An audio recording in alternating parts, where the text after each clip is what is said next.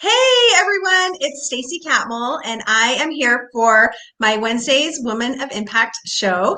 And today I have the amazing Kim Hendry with me, and I'm so excited about that.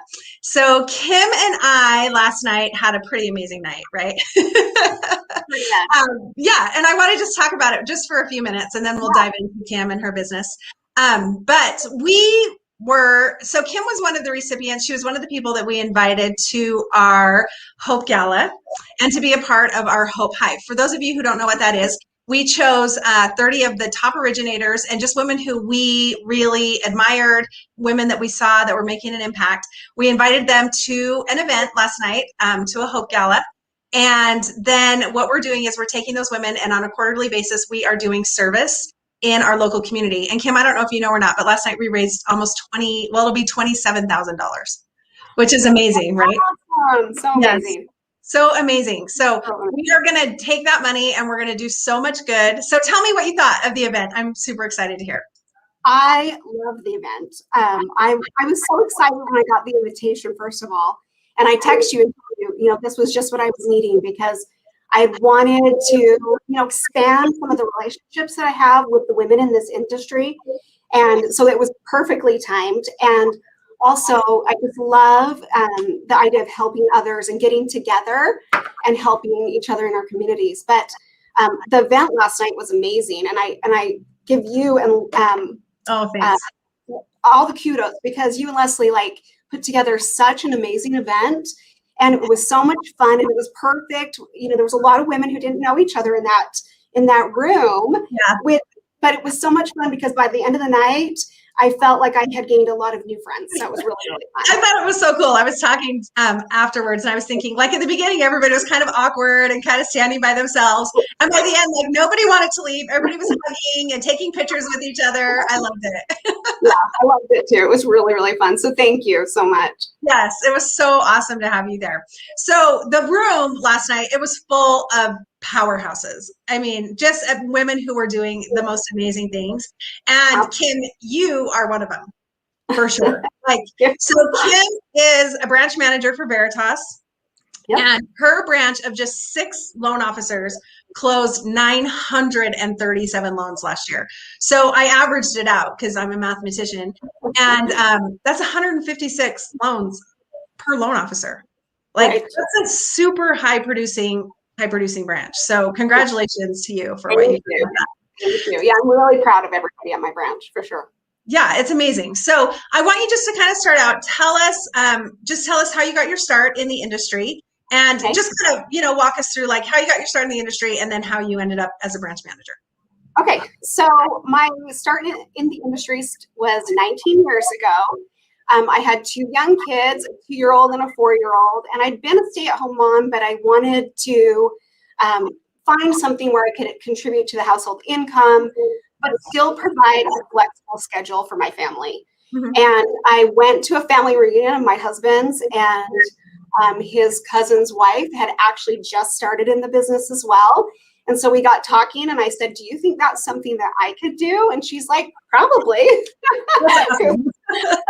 So I ended up interviewing with that company and starting to work there, and it's been 19 great years since. So, yeah. That's so awesome. So how did you get into management? Because you were a producing loan officer for most of your career. Yeah, most of my career, I've just been a producing loan officer. I was recruited to Veritas, and when I came over, I was at a branch where the branch manager had actually left, and I knew the company owners and the president, and he asked me if I would step into that position, and it was awesome. I was nervous because I'd never done that, but I was also really excited because some of the things I love about this job is educating my clients and teaching people. And so I thought that would be really fun to be able to expand that Yeah. with my loan officers and, coach and teach them and help them grow too. So it's been great. It's been almost 4 years. Yeah. So I'm still slightly new at that, but I just love it. I love being a manager. Absolutely love it. Most of the time when people start managing, they stop producing. So you're a producing loan officer, right? So Correct. why do you choose to produce as a manager? Yeah, and I know there's two kind of schools of thought on that, but for me personally, one of the reasons why I like to be a producing manager is it just keeps me in the game. It helps me stay fresh with underwriting guidelines and also just with what my loan officers are experiencing on a day-to-day basis. Mm-hmm. I think that sometimes when you're out of that role and you're not actually, putting together loans and participating, then it's easy to kind of lose touch with that side of things. Yeah. Even if you are dealing with your loan officers, I am still experiencing working with the agents, working with my clients, seeing all the different things that can come up and the problems that can happen. Yeah. So, but then also on the other side is it really helps me be able to coach and mentor and, help them grow their businesses because I'm doing it too. So yeah, no, that's so great. So a little bit about so what I want to know is I want to know, like, as a branch manager, what does your day like? If you're producing and you're managing, what do you do all day long? A lot. No, busy. But most of the time, I feel like it's kind of 50-50. Yeah. It's not really set with, like this time I'm doing this time I'm doing that, but I'm, definitely focused on my team's activities and making sure, talking to our clients, our agents, and doing those kind of things, dealing with the problems or the, scenarios. Yeah. And a big part of my day is also just, helping my loan officers if they run into any kind of snags or they need help putting something together or advice. I have an open door policy, and I love, having people just be able to come and talk to me whenever they want to. So, it varies from day to day, but I kind of try to split my time between the two roles there. Nice. And so you have so you're producing, you have all these loan officers producing, you're spending your time helping the loan officers, you're spending the time with your own loans. So you have kind of a cool structure set up. You guys have a great team, lots and lots of support. What do you think is the key position that you have implemented to help you guys do the volume that you have? Yeah, so a couple. So really, that's one of the things that I did put into place when I first moved into the role of manager was I wanted to have an operations manager that could assist me with those, watching our pipeline, our processing, helping our processors get the loans through. We were lucky to get one of our underwriters who actually wanted to move into the sell side to come over and be our operations manager. So that's been a critical component because it helps me, manage the pipeline, but also any issues that come up. There's always someone to go to, whether it's me or Heidi, our operations manager. And then, sorry, go ahead. Say that again. I just said that is so helpful. So helpful. Yeah. And I think it's definitely a plus for our loan officers, because they, Heidi can help them calculate difficult income or, with her background in underwriting, she can help them look at a file and how to present it the best way too. So, and I'm all about being proactive with our files and trying to have the less conditions rather than reactive when problems come up. So she definitely works with that regard. And then, we've worked really hard the last couple of years to put really good, solid teams together for our loan officers with an assistant and their processor. And we have an amazing group of people. So how do you convince your high producers? Because I know that like here at Altius anyway, there's a lot of people who are at that point where they really need to hire someone, so how do you coach your loan officers on letting go of their files and using the team that you've assembled? Yeah, and it's hard. And I will say, I experienced that as well when I first started building my team is, it is hard when you take a lot of ownership and you care so deeply about your clients. Then it's hard to let that go over to another person. But I think that, again, is another good reason that, I'm a producing manager because they see that I'm doing that. And then I also can coach them on how to navigate that because it is a little bit scary right at first.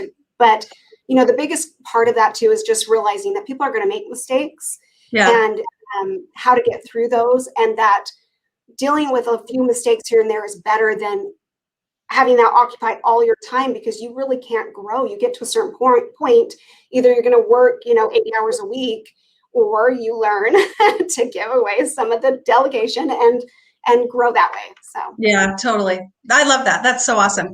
So tell me a little bit. So the loan officers that you have, they're loyal to you. I mean, they've stuck around for a long time, right? So tell me a little bit about the atmosphere in your office and the culture that you created there. Yeah, and that I think is the critical piece. We have the most amazing culture in our office. I love the energy that we have. The group of people that we have, they're diverse, and we're not all the same. We have a lot of different personalities, different backgrounds, but the way that we come together as a group and the energy that we have together is just, in my 19 years of doing this work, I have never enjoyed working with a group of people as much as I do now. And I think it's because we all truly, truly care for each other. Mm-hmm. And it's evident and felt. Like, I've had people walk into our office and say, "Oh my gosh, you have such a good energy in your office." And I'm like, "I know, I love it here so much." So you told me your slogan. Our slogan is, "We put the fun in funding." Yeah. Loans are fun, right? Loans can be difficult, but they can also be fun. And especially when you work with a fun group of people. That's so true. Yeah, no, that's awesome. And it sounds like you're all pretty experienced loan officers. So I bet the masterminding and the things like you guys throwing ideas around the office, that probably makes just a huge difference. Huge difference. You talked about how we had such a great year last year, mm-hmm. but even just since we started, in the 4 years, every year we just continue to grow. And what I love is that we're all growing together. Everybody is going up. Everybody's growing. We push each other in a really healthy, competitive way.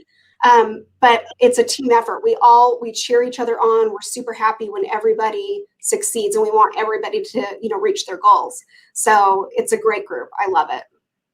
So tell me a little bit. I know, like, you have hired a coach, right?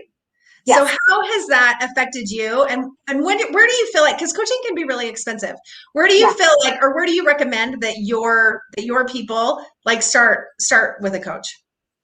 Well, and so I am a big proponent of, even if you can't afford coaching, there is a lot, like direct coaching, right? There's a lot of programs that offer, smaller monthly fees, or even if it's not with a mortgage professional. I personally think the more I focus on personal growth and development, the more it translates into my business as well. Yeah. And so, I just started going to seminars and taking trainings where I could. And then, it moved into where I started coaching with Cindy Ertman, and I just adore her. And that has propelled my business huge. So I definitely think if people are thinking about, how do I expand? How do I grow?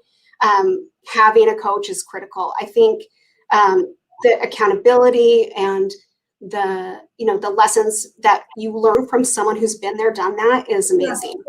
Yeah. I think that's really nice. Yeah, I think everybody's in that place at a different time, but for me, I think I wish I would have done it sooner, to be honest with you. I had been doing it for 17 years before I got a coach. Yeah. And I think now, after having 2 years, I think, oh my gosh, where could I have been if I'd done this 10 years ago? Wow. That's really interesting. So you're like, just get out there and like, if you can't afford coaching, just get out, right? Get out, meet people, be around good people, go to seminars, go to trainings. There's lots of, even just on Facebook, like there's tons of free stuff that's going on. Absolutely. Go ahead. A lot of the coaches too, they offer, programs that you can sign up for that are, larger groups that they do online, especially after COVID. I think you can find so many great things like that now. And so there's a lot of opportunity if you look for it, for sure. Yeah, I totally agree with that. And in fact, like in Altius, we have a mastermind group and we meet once a quarter, and just even being in something like that, right? But then I look at like that group of women last night, and you can't tell me that our association with each other is not going to bring more business to us, expand our business. It's just being around like-minded people and growing in that way too. So.